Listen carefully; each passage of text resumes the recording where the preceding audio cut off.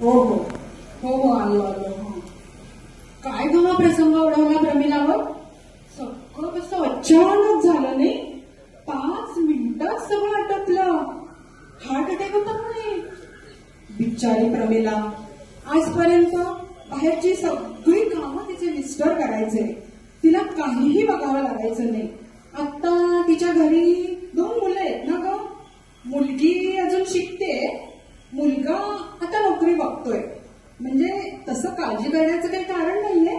घर आहेच आणि बँकेत पैसे असतीलच नाही का? हो ग, मागच्या महिनाभरात ती फारच गोंधळली होती.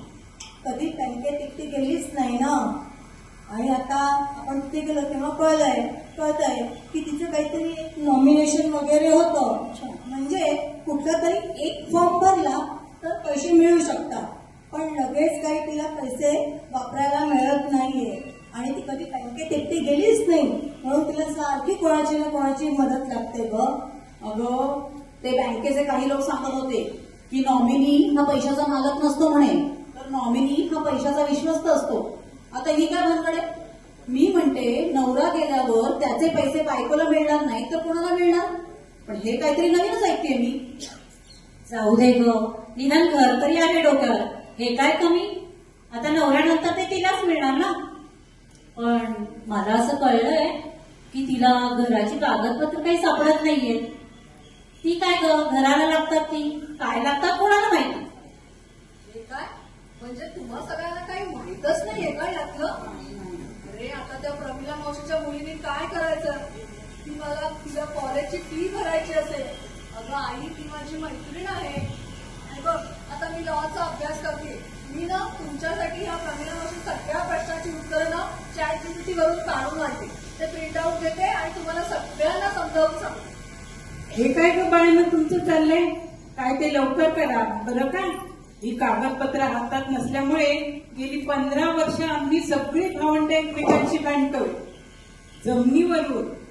मला वाटलं आम्ही अडाणी म्हणून असं झालं, पण हे काय, तुम्ही सुशिक्षित असून सुद्धा तुम्ही पण तशाच.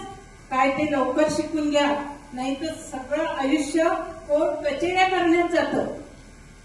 अगं, मी तर असं ऐकलं की काल ना ती म्हणे सोसायटी ऑफिसमध्ये गेली होती आणि तिथे तिला असं सांगण्यात आलं की तिच्या फ्लॅटचं काय ते नॉमिनेशन असतं ना, तेच केलेलं नाहीये आणि म्हणून तिला खूप कागदपत्र द्यावे लागणार आहेत ऑफिसमध्ये.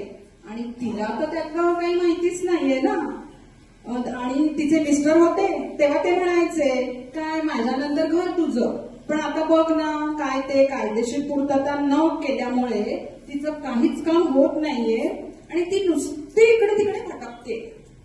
अगं, तिला मदत करायची म्हटलं तरी आपल्याला कुठे काय माहितीये की आपल्या घरासाठी काय कागदपत्र लागतात ते. तुम्हाला तरी सगळ्यांना माहितीये का आपल्या घरासाठी कुठले आणि काय कागदपत्र लागतात ते? आणि हो ना, आता तर भीतीच वाटायला लागली आहे. घरी विचारणार तरी कसं? नाहीतर म्हणतील माझ्या मरणाची वाट बघते की काय. याच भानगडीमुळे आम्हाला घरात तोंड सुद्धा उघडता आलं नाही. आणि ती कागदपत्र हातात नसल्यामुळे आम्ही साईच्या साई भावंड बसलो एकमेकांच्या उरावर. जराही व्यवहाराचा विचार केला नाही. आमची पिढी चुकली, पण तुम्ही सुशिक्षित आहात त्यामुळे सावध राहा. थांबा आता तुम्ही सगळेजण थांबा. मी तुम्हाला आता ना ChatGPT वरून काय काय कागदपत्र लागतात हे सगळं नीट समजावून सांगते. तुम्ही सगळ्यांनी आता नीट ऐकून घ्या. आणि इथे प्रमिला मावशीच्या सगळ्या प्रश्नांची उत्तरं दिलेली आहेत. आता हे बघा, ऐका नीट. बँकेच्या खात्यासाठी किंवा घरासाठी नॉमिनेशन केलेलं असलं तरी नॉमिनी हा त्या पैशांचा किंवा घराचा मालक होत नाही. कळतंय का? पहिली गोष्ट, नॉमिनी म्हणजे फक्त विश्वस्त किंवा ट्रस्टी असतो आणि त्याचे काम काय असते? पैसा किंवा गट ज्याचा तो नॉमिनी आहे ते योग्य त्या वारसदारांमध्ये वाटणे. कळते? हा झाला पहिला मुद्दा. परत नॉमिनी हा स्वतः सुद्धा एक वारसदार असू शकतो बरं का, हे पण लक्षात ठेवा. पण हे सिद्ध करण्यासाठी 3-4 प्रकार आहेत. एक तर स्वकष्टार्जित प्रॉपर्टी असल्या व्यवसायही तुमच्या कष्टाचा असल्यास त्या पैशाचा त्याने मृत्यूपत्र किंवा इच्छापत्र तो करू शकतो. आणि नव्हे ते त्याने करायलाच पाहिजे, म्हणजे सगळ्यांनीच ते करायला पाहिजे.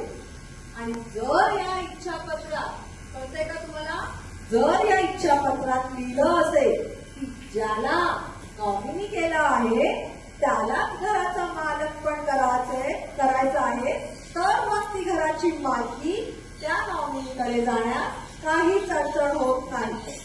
आणि बरं का, बँकेच्या खात्याचे पैसे जे असते ना ते बँक नॉमिनीला लगेच देऊन टाकते. पण त्यातही बरं का, जर नॉमिनीला पैसे देण्याच्या आधी जर त्याच्यावर इतर वारसदारांनी कोर्टातर्फे काही स्टे आणला तर ते पैसे पत्र ती बँक त्या नॉमिनीला देत नाही. मग ते कोर्टाची वाट किंवा ऑर्डर त्यांना पाहावी लागते.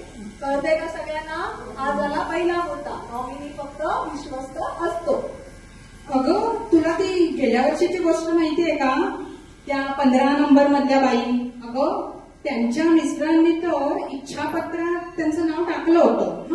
म्हणजे पूर्ण प्रॉपर्टी त्यांच्याच नावाने केली होती.